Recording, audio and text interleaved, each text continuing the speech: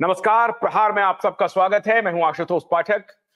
दोस्तों, कांग्रेस पार्टी के ऊपर ऐसा लग रहा है कि खतरा कम होने का नाम नहीं ले रहा है। एक तरफ तो कांग्रेस पार्टी के नेता लगातार संघर्ष कर रहे हैं, यात्रा निकाल रहे हैं, राहुल गांधी जनता के बीच जा रहे हैं, जनता को कन्विंस करने की कोशिश कर रहे हैं कि आप कांग्रेस के साथ आइए। कांग्रेस मजबूत विपक्ष देने का वादा कर रही है और कांग्रेस का मजबूत होना जरूरी भी है। एक लोकतंत्र के लिए एक राष्ट्रीय पार्टी, सबसे पुरानी पार्टी, अगर इस तरह से हाशियत पर जाएगी तो भारतीय जनतंत्र के लिए अच्छी बात नहीं होगी। इसलिए हमारी भी शुभकामना कभी कभी रहती है, कभी कभी नहीं, हमेशा रहती है कि एक मजबूत विपक्ष हो और कांग्रेस मजबूत बने। लेकिन कांग्रेस का दुर्भाग्य उसका पीछा नहीं छोड़ रही है। दुर्भाग्य के कारणों पर भी आज चर्चा करेंगे। बिहार के 16 कांग्रेस विधायक आजकल हैदराबाद की सैर करने चले गए। हैरानी है, अभी झारखंड के विधायक बाहर थे, अब कांग्रेस के विधायक हैदराबाद चले गए हैं। तेलंगाना में कांग्रेस की सरकार है, इसलिए कांग्रेस की सरकार अब उनकी पूरी हिफाजत कर रही है 16 विधायकों की। ये विधायक क्यों भाग रहे हैं, डर क्या है, क्या कांग्रेस टूट जाएगी? इसी मुद्दे पर बात करने के लिए अखिलेश अखिल हमारे साथ हैं। अखिलेश जी, बहुत बहुत स्वागत है आपका। अखिलेश भाई, क्या ये मान लिया जाए कि Congress is a party without principle है? अब कांग्रेस के अपने विधायकों को, आपने इसके पहले कर्नाटक में देखा होगा कि किस प्रकार से बसों को ले जा रहे हैं बड़े बड़े रिजॉर्ट में। जरा वो फोटोग्राफ और वो वीडियो भी दिखाइए। ये हैदराबाद में किस प्रकार से कांग्रेस के विधायक लंबे लंबे बसों से यात्रा कर रहे हैं, 5 स्टार रिसोर्ट में जा रहे हैं। तो कांग्रेस के विधायक जो हैं बिहार में, अभी जो ताजा घटना है, इसके पहले कर्नाटक का आपने देखा होगा कि कैसे राजस्थान में वो रिजॉर्ट में रहते थे, दिल्ली के कई रिजॉर्ट में उनको रखा गया था, दिल्ली के आसपास के रिजॉर्ट में। अब जो ये ताजा घटना है, ये कांग्रेस के बिहार के विधायकों को लेकर के है। क्यों जा रहे हैं अखिलेश जी? नहीं, ये जो है, ये जो हैदराबाद में शिफ्ट किया गया है बिहार के कांग्रेसियों को, विधायकों को, ये समझिए कि बिहार में कांग्रेस के 19 विधायक हैं, उसमें से 16 विधायक वहां भेजे गए हैं। और जो खबर आ रही है उसमें से 2 विधायक आज वहां पहुंचने वाले हैं, उनका अपना काम था। आपका सवाल ये है कि कांग्रेस के विधायक आखिर शिफ्ट क्यों हो रहे हैं उत्तर से दक्षिण की तरफ?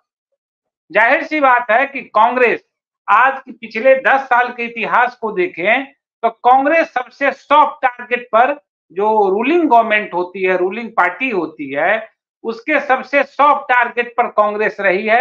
और कांग्रेस के साथ एक अच्छाई कहिए या बुराई कहिए, कांग्रेस हमेशा जो सत्ता में रही है, तो बिना सत्ता का कांग्रेस रह नहीं सकती है कांग्रेस के लोग। और यह जो उनकी कमजोरी है, यही कमजोरी का लाभ विपक्षी पार्टियां या कहिए रूलिंग पार्टियां या रीजनल पार्टियां या केंद्र में जो भी पार्टियां शासन करती है उसका लाभ उठाती है। और पिछले 10 साल का इतिहास आप देखें तो उत्तर से लेकर दक्षिण, पूरब से पश्चिम तक कांग्रेस के जितने विधायक सांसद टूटे हैं, वो समझिए यही वजह उसका है कि वो बिना सत्ता के रह नहीं सकते हैं। उनको एक बीमारी सी हो गई है कि विपक्ष में वो रहते ही नहीं है। एक उदाहरण मैं बता रहा हूं कि उसी बिहार में 12-14 विधायक हैं इनके लेफ्ट वाम दल के, उन पर कोई उंगली क्यों नहीं उठाता है? वो क्यों नहीं टूटते हैं? रेयर केस आपको मिलेगा कि वाम दलों से जुड़े हुए विधायक सांसद कभी टूटते हो या पार्टी बदलते हो। इससे साफ जाहिर होता है कि उनके पास एक ठोस विचारधारा है, एक मजबूत आइडियोलॉजी उनके पास है, और वो जो मान लेते हैं उसी पर अमल भी करते हैं। वो सत्ता के लिए मैंने वो नहीं बदलते हैं, पार्टी नहीं बदलते हैं। कांग्रेस की ये परेशानी है, कांग्रेस की ये दुविधा है। लेकिन हमें लगता है कि जो मौजूदा दौर की जो कांग्रेस है, जो राहुल जिसको लीड कर रहे हैं अप्रत्यक्ष रूप से, उस कांग्रेस में अभी टूट की संभावना नहीं है। और जिस तरह की बिहार में राजनीति चल रही है, जाहिर सी बात है बीजेपी और जेडीयू की नजर उस कांग्रेस के 7-8 विधायकों पर है। और उसको बचाने के लिए ही आपको मैं बता देता हूं, ये 2 दिन पहले की घटना है। लालू प्रसाद यादव ने मल्लिकार्जुन खड़गे को फोन करके ये कहा कि टूट फूट दोनों साइड से हो सकती है, हम भी उनको तोड़ सकते हैं और वो भी हमें तोड़ सकते हैं। आपकी पार्टी सबसे सॉफ्ट निशाने पर है, इसलिए आप अपनी पार्टी को बचाइए। जाहिर सी बात है, जब ये बात हुई लालू प्रसाद यादव से, इसके बाद खड़गे जी तनाव में भी आ गए और वहां से सारे विधायकों को पहले दिल्ली लाया गया और दिल्ली के बाद उनको शिफ्ट किया गया हैदराबाद। तेलंगाना में उनकी सरकार है, जाहिर सी बात है कि जहां सरकार होती है वहीं पर वो अपनी उसकी व्यवस्था होती है। तो कांग्रेस को लेकर जो है ये अब क्लियर हो चुका है कि कांग्रेस पर निशाना जेडीयू और बीजेपी दोनों का है, क्योंकि बीजेपी और जेडीयू पर भी आरजेडी का बहुत जबरदस्त निशाना है। खबर तो ये भी आ रही है कि 9 से 10 विधायक जेडीयू के भी टूटने वाले हैं। खबर तो ललन सिंह के बारे में भी बहुत सारी प्रचारित हो रही है, सच्चाई क्या है मैं उसकी पुष्टि नहीं करता, लेकिन खबरें तो इस तरह की भी आ रही है। तो ऐसे में कांग्रेस के विधायक और सांसद हमेशा टारगेट हुए हैं और उसका मूल कारण ये है कि वो सत्ता के बिना रह नहीं सकते हैं। जैसे ही वो विपक्ष में जाते हैं तो वो समझिए कि उनकी परेशानी बढ़ जाती है कि हम सत्ता कहाँ मिले की जाएं। लेकिन अभी बीजेपी अगर टूटते भी है कांग्रेस के विधायक, तो उनको बिहार में क्या मिलने वाला है, बहुत बड़ी बात ये भी है। उनका जो है उनको बिहार में कुछ मिलेगा नहीं, बदनामी सबसे ज्यादा होगी। जैसे कि बदनामी अभी नीतीश कुमार की हो रही। नीतीश कुमार भले ही मुख्यमंत्री हैं, लेकिन उनका साख खत्म है, उनका इकबाल खत्म हो चुका है। और अगर वो तोड़ फोड़ करते हैं किसी भी पार्टी में, तो उनकी प्रतिष्ठा, उन्होंने जो भी जीवन में कमाया है राजनीतिक रूप से, सब धूसरित हो जाएगी। ने इशारा किया इसके पहले कि हम आपको कुछ तारांकित प्रश्न करें, काउंटर क्वेश्चन करें।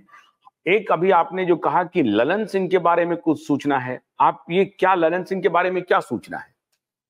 देखिए, ललन सिंह के बारे में वो बिहार से जो रिपोर्ट आ रही है उसमें ये भी है कि ललन सिंह पहले भी आरजेडी के टच में थे और जब उनको नीतीश कुमार ने उनको मन बना लिए थे कि हमको पार्टी में या ये इंडिया गठबंधन छोड़ना है और एनडीए के साथ जाना है, जब उनको वो अध्यक्ष पद से हटाया गया तो भले ही अध्यक्ष पद को उन्होंने दे दिया, लेकिन भीतर से बहुत आहत हुए थे।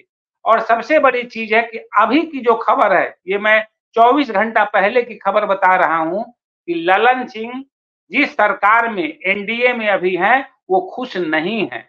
वो ऊपर से जो भी कहें, भीतर से जो भी बातें उनकी व्यथा है, कई सूत्रों से जो खबर आती है वो काफी दुखी है। और यहां तक कहा जा रहा है जेडीयू के 9 विधायक उनके साथ हैं। और अगर राजनीति में इस तरह का खेल होता है, मैं नहीं जानता खेल कहां तक होगा नहीं होगा, इसकी कोई पुष्टि मैं करता नहीं, ये सूत्रों की हवाले से ही मैं खबर बता रहा हूं। लेकिन ललन सिंह वहां परेशान है, उनकी इच्छा नहीं थी कि एनडीए के साथ हम जाएं और नीतीश जी जो ये किए हैं उससे भी वो खुश नहीं है। एक खास तबका के लोग काफी परेशान है और ऐसी स्थिति में ये भी कहा जा रहा है कि ललन सिंह भी कोई खेल कर सकते हैं।